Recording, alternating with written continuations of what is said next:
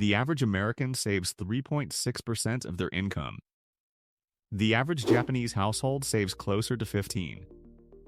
Both groups earn enough money to live comfortably. Both have access to the same investment vehicles, the same compound interest, the same 24 hours in a day. But one group quietly builds wealth every single month, while the other watches it evaporate into subscriptions, delivery fees, and things they forgot they bought. The difference is not discipline. It is habits. 7 of them, specifically, and not the ones you have already heard about. My name is Kei. I grew up in Japan where saving money was not a personality trait, it was just Tuesday. Then I moved to America and discovered that saving money here feels like an extreme sport that nobody signed up for. I am here to translate the habits that Japanese people practice without even thinking about into strategies that work in an American life. Number 7. Otsuri chokin. The spare change habit that builds a second income. In Japan, cash is still king. Despite living in one of the most technologically advanced countries on Earth, Japanese people overwhelmingly prefer physical currency for daily transactions. And this creates a side effect that Americans completely miss. When you pay with cash, you get change. Coins, those small metal circles that Americans throw into cup holders, leave on countertops, and occasionally vacuum up by accident. In Japan, those coins go somewhere very specific. They go into a savings container. Otsuri chokin literally translates to change savings. Every evening, many Japanese families empty their pockets and coin purses into a designated container. A jar, a piggy bank, a small wooden box. The rule is simple. Whatever coins you came home with today, they belong to savings now. Americans hear this and think, seriously, coins, that is your wealth strategy. But the math disagrees with your skepticism. $3 a day in spare change does not feel like anything. You would not miss it. You probably lose more than that in couch cushions annually. But $3 a day is over $1,000 a year. Invested at 7% for 10 years, that becomes more than $16,000. From coins. From the money you were already losing track of. My grandmother had a ceramic cat on her dresser with a slot in its head. Every night for decades, she dropped her coins in. When the cat got full, she took it to the post office and deposited the total into her savings account. She never counted it beforehand. She did not need to. The cat was always heavier than she expected. Smart Sam keeps a jar by the door. Every evening, whatever change comes out of his pockets goes in. Once a month, he deposits it. Over the course of a year, he has an extra $1,000 he never budgeted for, never missed, and never had to think about. Broke Brian does not carry cash. Everything goes on a card. He earns 2% cash back and feels like he is winning. His credit card company agrees. They love Brian. They love him so much, they charge him 21% interest on the balance he carries, which is roughly $1,650 a year in interest alone. His 2% cashback earned him maybe $60. Brian is not winning. Here is what makes Otsuri chokin psychologically different from other saving strategies. You are not setting aside money from your paycheck. You are collecting money that was already leaving. It feels like finding cash in a coat pocket every single day. There is no sacrifice involved. There is no budget category to maintain. There is just a jar that slowly fills up and a bank account that slowly grows. The Otsuri chokin habit works because it turns waste into wealth through a system so simple it requires zero decision-making. You do not decide whether to save the change. You just save the change. And simplicity is the only financial strategy that survives contact with real life. Number 6. Fudangi, the everyday wardrobe that quietly prints money. There is a concept in Japan called Fudangi. It means everyday clothes. Not special occasion clothes, not statement pieces, not outfits designed to communicate your income bracket to strangers. Just clean, functional, well-maintained clothing that you wear every single day without thinking about it. Walk through any residential neighborhood in Tokyo on a weekday morning and you will see it immediately. People dressed simply. Neutral colors. Practical fabrics. Clothes that fit well, last long, and do not scream for attention. Nobody is trying to impress the cashier at the grocery store. Now walk through an American suburb. A 16-year-old is wearing sneakers that cost more than a car payment. His mother is carrying a handbag that costs more than her electric bill for the entire quarter. His father is wearing a watch that tells the same time as a $30 Casio, but costs $4,000 to do it. The average American household spends over $1,800 a year on clothing. A lot of that money goes to items worn fewer than 10 times before being pushed to the back of the closet to live out their days in quiet fabric exile. Japanese Fudangi thinking asks a brutal question. Would you wear this tomorrow? And the day after? And the day after that? If the answer is no, you do not need it. You want it. And wanting things is the most expensive hobby on the planet. My mother has owned the same navy cardigan for longer than I have been alive. It is not fashionable. It is not trendy. It is warm, it fits, and it works. She has never once looked at it and thought, I wonder what people think of this cardigan. She looks at it and thinks, this cardigan still works. Smart Sam owns 7 nearly identical work shirts. His coworkers think he just looks put together.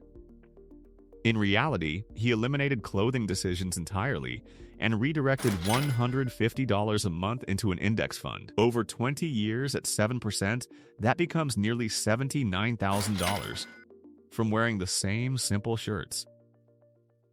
Broke Brian refreshes his wardrobe every season because a person on the internet told him he should. His closet is full. His savings account is not. There is an irony to American fashion spending that my mother pointed out once, and I have never been able to unsee it. Americans buy expensive clothes to impress people at work. The people at work are also buying expensive clothes to impress the people at work. Everyone is spending money to impress each other, and nobody is actually impressed because everyone is doing the same thing. It is a financial arms race where the only winner is the clothing company.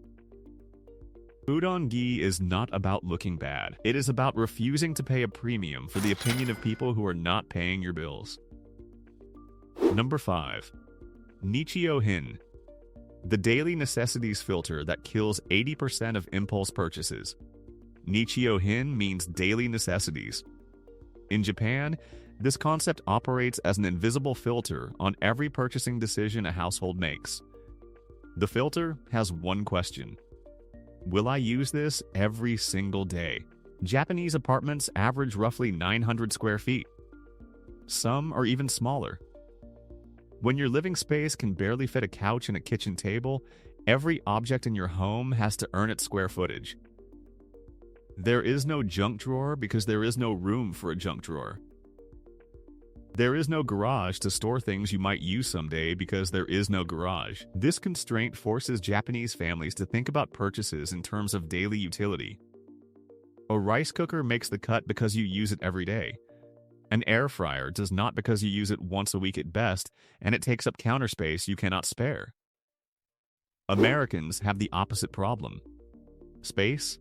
Lots of it.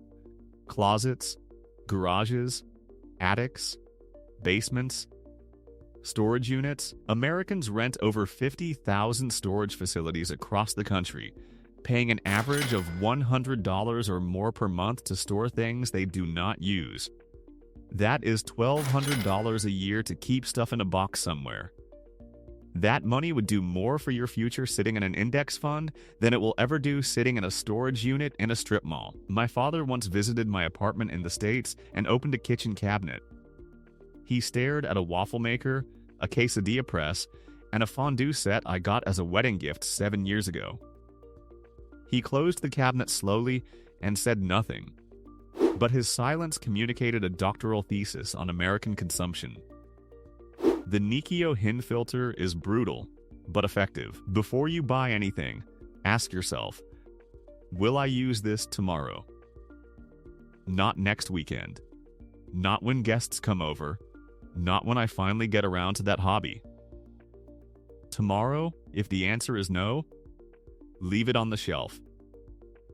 Smart Sam counts the items in his kitchen. Everything gets used at least 5 times a week. His counters are clear, his cabinets are light, and his bank account is heavier for it.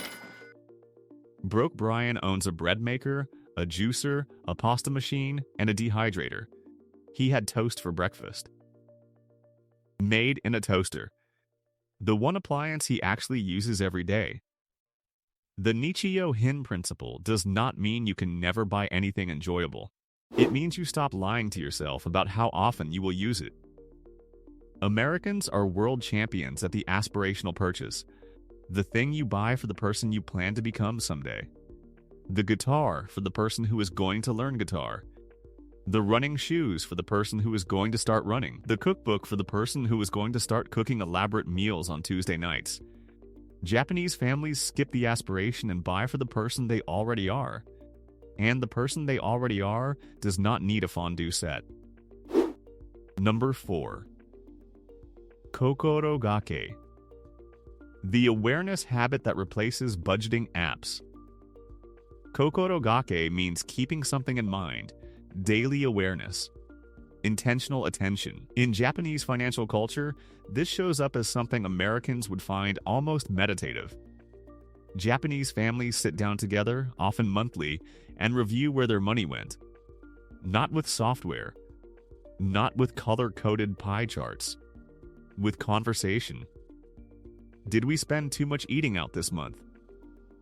Do we need to adjust for next month? Is there anything coming up that we should prepare for? These conversations happen at the kitchen table, usually after dinner, and they last 15 to 20 minutes. Then, life goes on.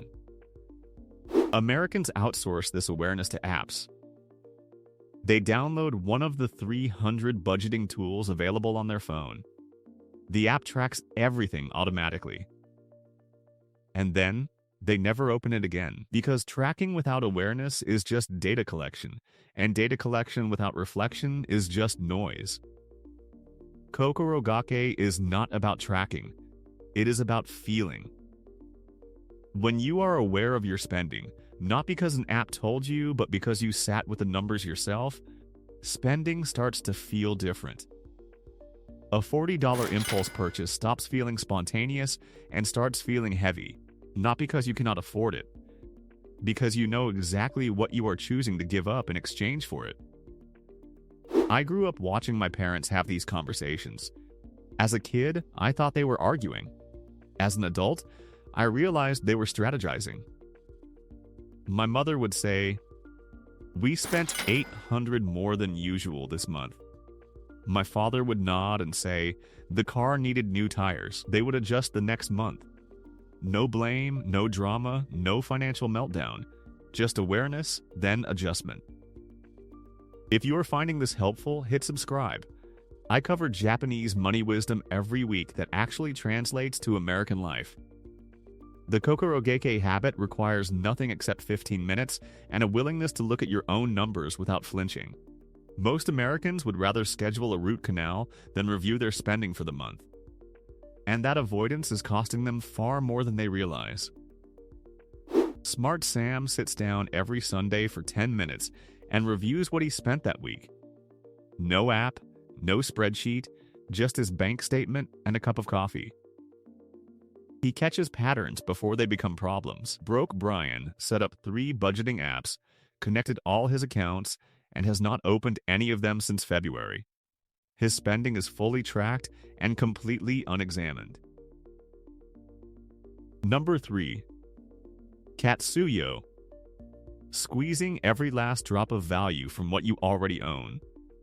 Katsuyou means full utilization, not partial use, not occasional use, complete Maximum every possible angle use of a thing until it has absolutely nothing left to give. In Japan, a towel does not retire when it stops being fluffy enough for the bathroom.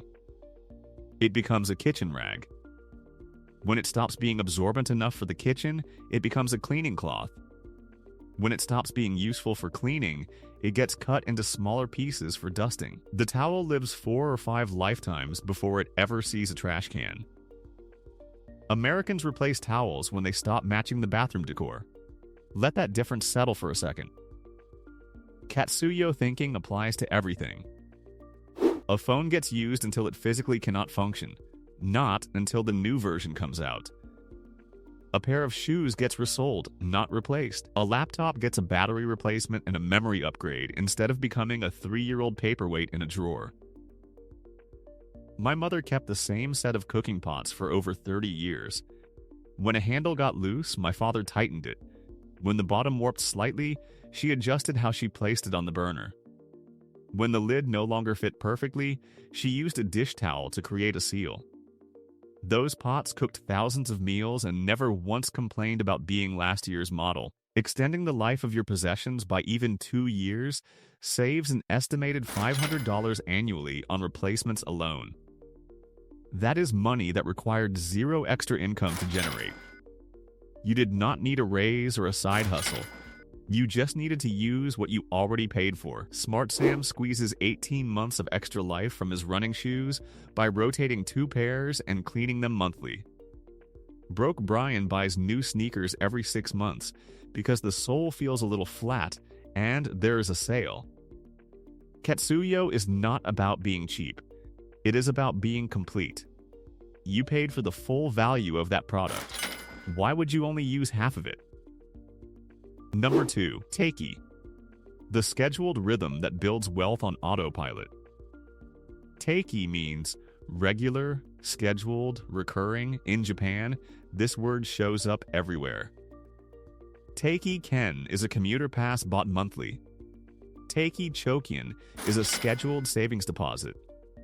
Teiki Kenshin is a regular health checkup. The Japanese financial system is built around the assumption that the best financial decisions are the ones you make once and then repeat forever.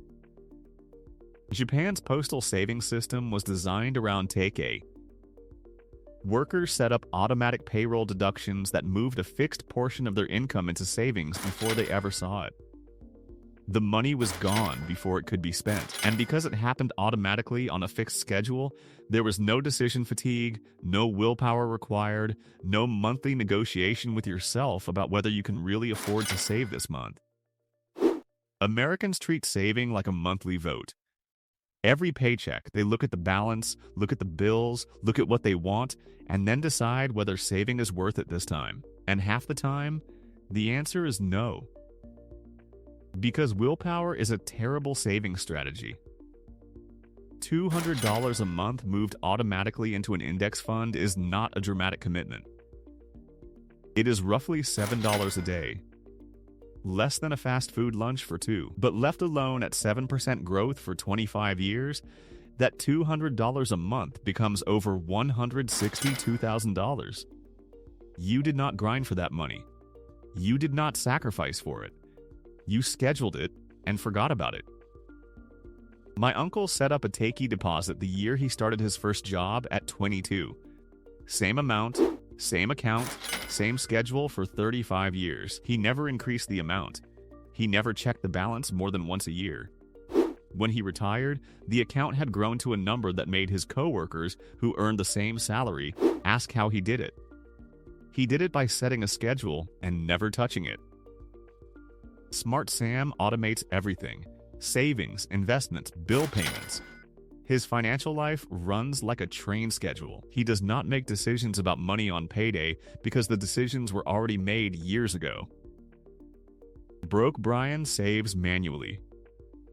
When he remembers, which is roughly 4 months out of 12. The other 8 months, something comes up. Something always comes up. That is not a character flaw. That is human nature. And Teiki is the Japanese answer to human nature. You do not fight your impulses. You build systems that work regardless of your impulses. The Japanese postal saving system understood something that American financial culture still has not figured out. The best time to save money is before you know you have it. Once the money hits your checking account, it belongs to your present self. And your present self has plans for it. Teiki takes the money before your present self gets a vote. Your future self thanks you. Your present self barely notices. Number 1. Tsumori chokin. The phantom savings method that turns every skipped purchase into real wealth. Tsumori chokin is one of the most quietly brilliant financial habits in Japanese culture. The phrase translates roughly to as if savings or pretend savings. The concept is simple. When you choose not to buy something, you immediately transfer the exact amount you would have spent into your savings account. You save as if you spent it. You walk past the coffee shop instead of walking in. $5. Transfer $5 to savings. You bring lunch from home instead of ordering delivery. $12. Transfer $12. You decide the shirt on sale is not something you actually need. $35. Transfer $35. The genius of Tsumori chokin is that it reframes not spending as an active financial decision rather than a passive one. When you simply choose not to buy something, your brain registers nothing. The money stays in your checking account and eventually gets absorbed into some other purchase you will not remember next month. But when you move that exact amount into savings, your brain registers a win. You did not just avoid spending. You saved. The distinction is psychological, and it matters more than most financial strategies that cost money to implement. My aunt in Kyoto practices Tsumori chokin religiously. She carries a small notebook. Every time she decides not to buy something, she writes down the item and the price, then transfers the money when she gets home. At the end of last year, her Tsumori chokin total was over $4,000. $4,000 she would have spent on things she decided she did not need. Instead, it sat in her savings account earning interest while the things she did not buy sat on store shelves collecting dust. Skipping a $5 purchase 3 times a week does not feel significant in the moment, but $780 a year invested at 7% for 10 years becomes over $11,500. From purchases you did not make. From money that was already yours. You did not earn more, you just kept more. And then, you made it grow. Smart Sam practices Tsumori chokin every day. He does not feel deprived.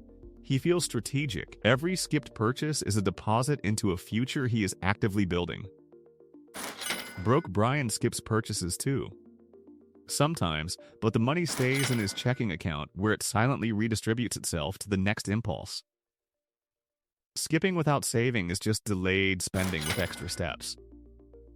The beauty of Tsumori chokin is that it makes frugality feel productive instead of restrictive. When you deny yourself something without saving the difference, you feel deprived. You sacrificed and got nothing in return. But when you deny yourself something and immediately see the amount land in your savings account, you feel strategic. The psychology flips completely. You are not the person who could not afford the thing. You are the person who chose something better. My aunt says Tsumori chokin changed how she sees stores entirely. A shopping mall is not a place to spend money. It is a place full of things she could save. Every price tag is a potential deposit. Every item she walks past is a small victory her savings account will remember, even if she forgets. 7 habits. Not one of them requires a finance degree, a budgeting app, or any special tools. Just a different relationship with the money you already earn. The Japanese figured out something that most Americans still have not. Getting rich is not about earning more money. It is about keeping more of it.